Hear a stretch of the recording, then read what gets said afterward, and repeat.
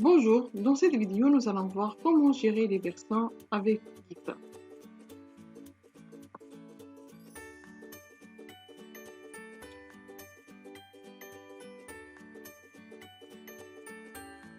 Maintenant, on va commencer par voir comment gérer les versions avec Git.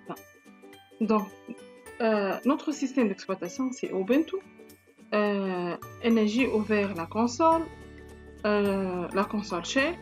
Donc, j'ai fait CTRL-ALT pour ouvrir la console, CTRL-ALT et T. Et d'après l'invite, je suis l'utilisateur UCI 2020 et je travaille sur mon dossier de travail et les Git. Donc, je vais faire ls pour voir. Donc, voici notre dossier qu'on a appliqué sur lui git init qui devient maintenant avec git init, il devient suivi par git, donc il devient un dépôt git. Donc, qu'est-ce que je vais faire? Je vais faire cd, je vais accéder à ce projet, cd deb. Maintenant, je suis dans deb et je vais faire ls-a pour s'assurer que c'est bon, ce dossier de travail, il est suivi, voilà, il est géré par Git. Donc, je fais ls-a qui va afficher à la fois les ressources visibles et invisibles. Et les ressources invisibles, elles commencent par un point. Donc oui, vous voyez bien que début, donc il ne contient aucun fichier. Donc je vais faire touch file 1, file 2. Donc ici c'est un petit projet, donc juste création des fichiers vides. Donc avec Touch, j'ai créé des fichiers vides et puis à chaque fois je vais les modifier et je vais créer des versions. Donc ici le principe c'est comprendre comment Git il suit un projet. C'est pas le projet en lui-même. Donc vous pouvez faire ce que vous voulez comme projet, quelle que soit sa complexité. Donc Raw Git il peut le suivre sans problème. Donc ici j'ai choisi de faire un petit projet simple juste pour comprendre comment Git il fonctionne. Donc je vais faire ls pour voir. Donc j'ai encore un autre deb, donc je vais le supprimer. Je vais faire sudo rm-r deb. Je vais supprimer deb en utilisant rm-r-deb. C'est bon. Si je fais ls encore une fois, vous voyez bien que j'ai que les fichiers sur ce projet. Je vais faire git init. Maintenant, si je fais ls-a, git init, comme ça, Git il va suivre les modifications de ce projet. Donc, vous voyez bien l'existence de .git, le dossier .git. Donc, c'est bon. Mon dossier de travail, maintenant, il est suivi avec du Git. Donc, deb, il est suivi de Git. Donc, il contient ce .git, ce dossier .git, tous les fichiers de configuration, tout l'historique de Git, il va être stocké dans ce dossier. Voilà. Donc, mon dossier de travail, maintenant, il est suivi par Git. Et la preuve, lorsque je fais ls-a, je vais trouver ce fameux dossier .git. C'est bon. Okay. Maintenant, puisque mon dossier de travail il est suivi par Git, donc automatiquement, il devient un dépôt Git. Donc, deb, c'est un dépôt Git. Donc, maintenant, je peux appliquer les commandes Git sans problème. Donc, la première commande qu'on va voir, puisque deb il devient un dépôt Git, je peux appliquer les commandes Git sans problème. Donc, la première commande que je vais appliquer, c'est git statut. Pour voir le statut de mon dépôt Git. Deb.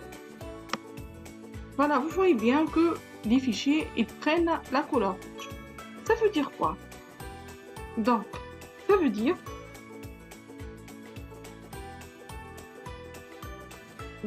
comment Git il fonctionne? Git. Donc, comment il fonctionne? Donc, Git, il travaille sur 3 grandes parties. Dossier de travail,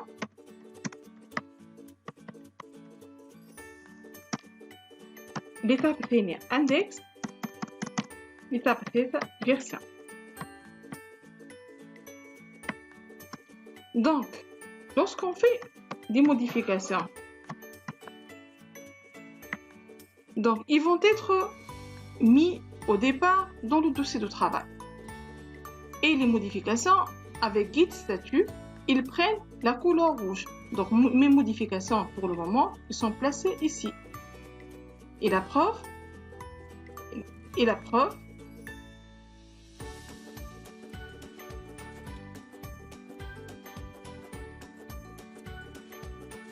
mes fichiers, ils prennent la couleur rouge.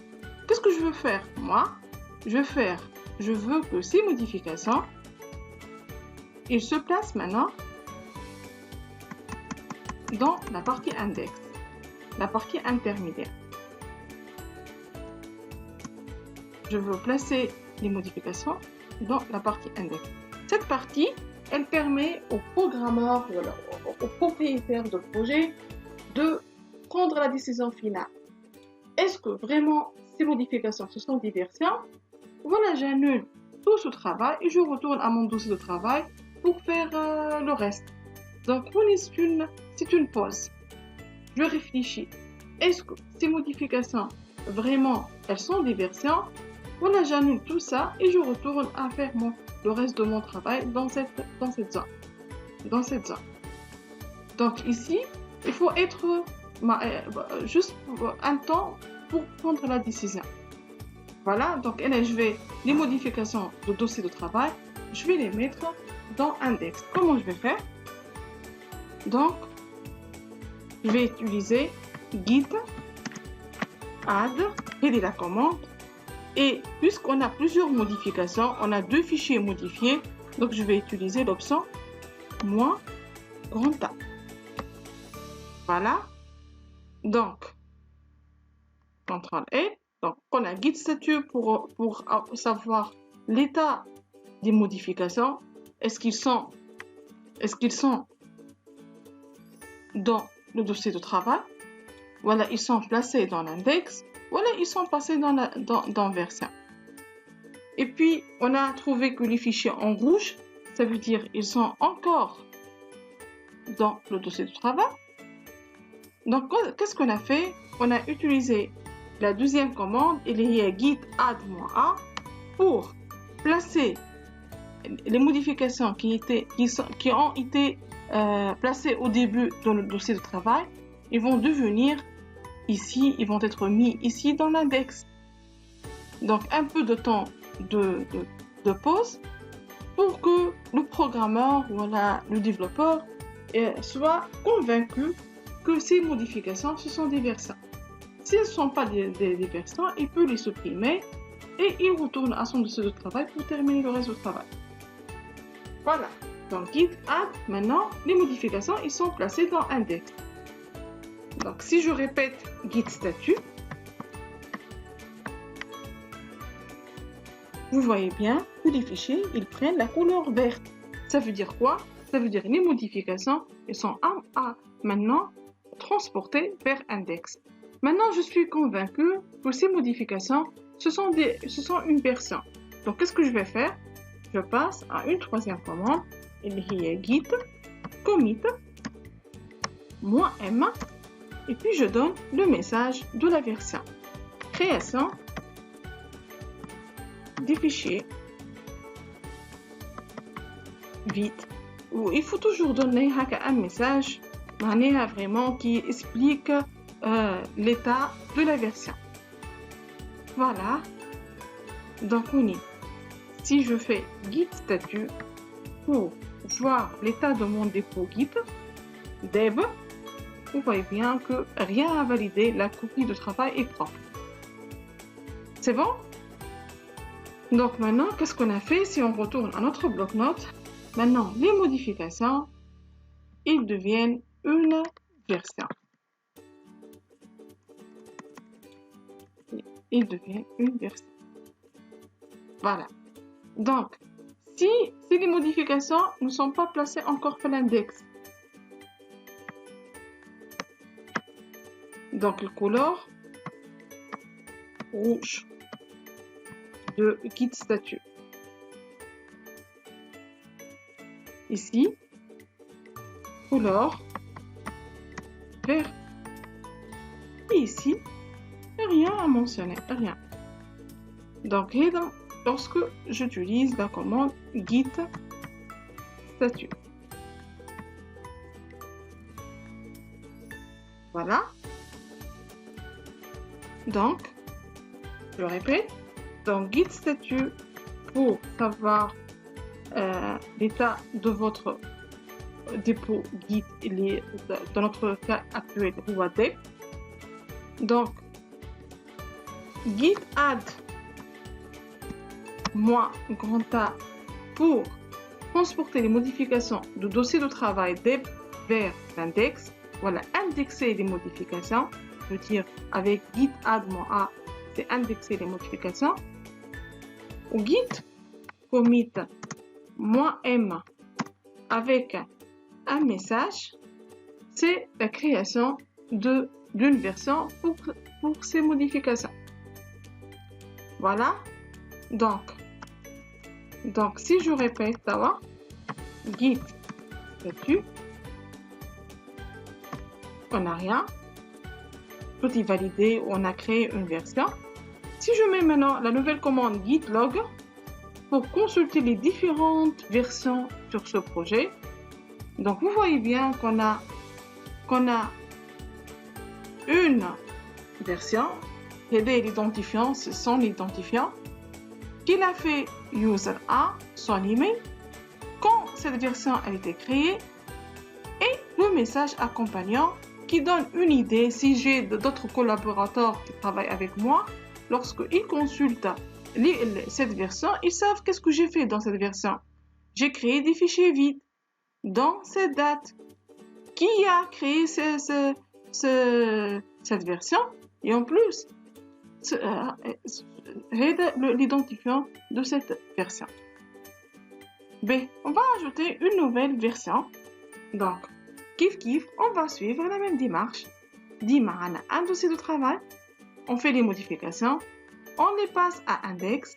Si on est convaincu, on va rendre ces modifications une version. Donc, je vais faire Nano. Je vais utiliser un éditeur spécial pour Ubuntu. Donc, Nano file 1. Et puis, je vais écrire un premier hackatext. J'ai dit, Rani, j'ai utilisé un petit projet. Donc, pour moi, c'est pas le projet qui est important, c'est le comportement de Git par rapport au projet. Donc, la modification que je fais, CTRL-O, file 1, CTRL-O. Donc, la file 2, il va prendre la même modification. Entrée. Et finalement, pour sortir de cet éditeur, CTRL-O pour enregistrer, CTRL-X pour sortir. Si je fais 4, file 1, pour voir le contenu sans modifier, 4, file 2, voilà. Et là où je vais faire git statut. Donc, vous voyez bien que les modifications, elles prennent la couleur rouge. Pourquoi? Parce qu'on est encore dans le dossier de travail. Donc, la couleur est rouge. Maintenant, les modifications, on va les passer à index. Donc, je vais faire git add. Et puis, puisque c'est plusieurs modifications, je vais faire -grand A. Donc, si je répète encore une fois git statut, vous voyez bien que la couleur, elle est verte. Donc, ça va. La modification, elle est transportée vers index. C'est bon. Maintenant, la modification, on va la rendre une version. Donc, kiff. Donc, comme on a fait avant, git commit -m. Et puis, je vais dire ajout texte. Git commit -m, ajout texte. Voilà. Donc, si je retourne à mon schéma, Donc, les modifications, ça y est, maintenant, elles sont placées. Maintenant, j'ai créé une deuxième version sur mon projet. Si je fais git log pour consulter les différentes versions, voilà. Donc, la première version que j'ai créée avant et celle-là, la deuxième qui est placée après, qui suit la première. Kif, l'identifiant de cette version, qui l'a fait, son email, la date de création de cette version et le texte de cette version qui fait expliquer les choses par rapport au collaborateur. Et par rapport à moi-même, je suis le propriétaire du projet, je peux oublier qu'est-ce que j'ai fait dans cette version. Alors que le message, il peut m'indiquer qu'est-ce que j'ai fait exactement. Voilà, donc maintenant, on va terminer avec une troisième version. Donc, je vais faire CTRL-L. Donc, git statut. Qu'est-ce que j'ai? Donc, rien. Donc, rien dans tout est bien fait. La modification, elle devient une version et c'est bon. Donc, je vais faire une deuxième modification. Donc, nano file 1. Et puis, je vais faire entrée.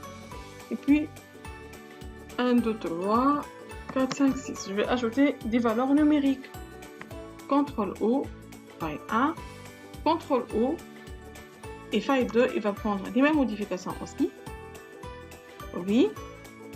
Voilà, j'ai modifié à la fois file 1 et file 2 en ajoutant des valeurs numériques. CTRL-X pour sortir de Nano, l'éditeur de texte qui existe sur Ubuntu. Voilà. CTRL-L. Je répète git statut encore une fois. Donc, vous voyez bien que ici, de la même, les modifications, elles sont faites dans le dossier de travail. Je vais le passer à index, puis je vais créer une version. Le nouveau maintenant, je vais faire ces deux étapes, l'index ou la version, avec une même commande.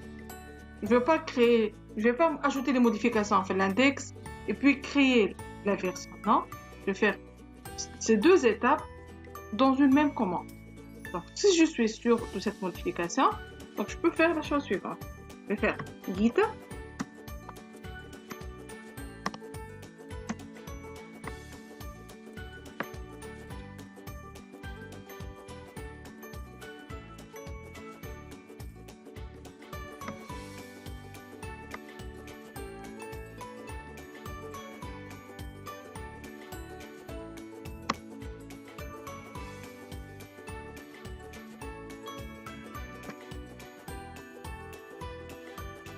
Voilà, on doit commencer par git commit -a, puis -m, puis le message.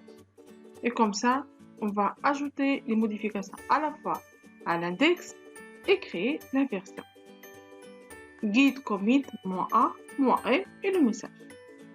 Donc, si je fais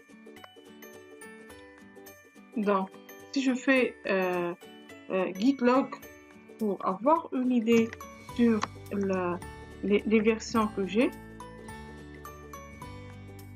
Voilà, j'ai 3 versions. Donc, la nouvelle version. Donc, ajout valeur numérique, la troisième et la dernière version. Mais si je ne suis pas convaincue de cette version, je peux la supprimer. Donc, pour supprimer une version, donc, je peux utiliser comment faire déjà le principe pour vous expliquer. Je vais retourner à cette version. Tout ce que fait après cette version, il va être annulé. Donc, je vais dire git reset -hard. Et juste avant, je vais faire 4 pour voir l'état des fichiers. Donc 4, file 1. Alors qu'est-ce que j'ai dans mon fichier? Le texte et les valeurs numériques. Et là, je vais la version des valeurs numériques, je veux la supprimer. Donc, comment je vais dire ça à Gita? Je vais dire Gita, reset, 2-moins hard, espace, et puis je vais lui dire supprime toutes les versions avant celle-là. Supprime toutes les versions qui viennent après celle-là. Retourne à cette version. Donc, git reset 2-moins hard, et puis je mets l'identifiant de la version et je veux retourner à elle. Si je fais git log, vous voyez bien que j'ai 2 versions et c'est tout. Et si je fais cat file 1, vous voyez bien que la partie numérique, elle était supprimée. Donc, avec la version. Donc, on est retourné à l'état de cette version. Voilà. Comme ça, on a terminé la partie version. Voilà, on est arrivé à la fin de cette vidéo. J'espère que toutes les notions abordées, elles sont bien claires et merci pour votre attention.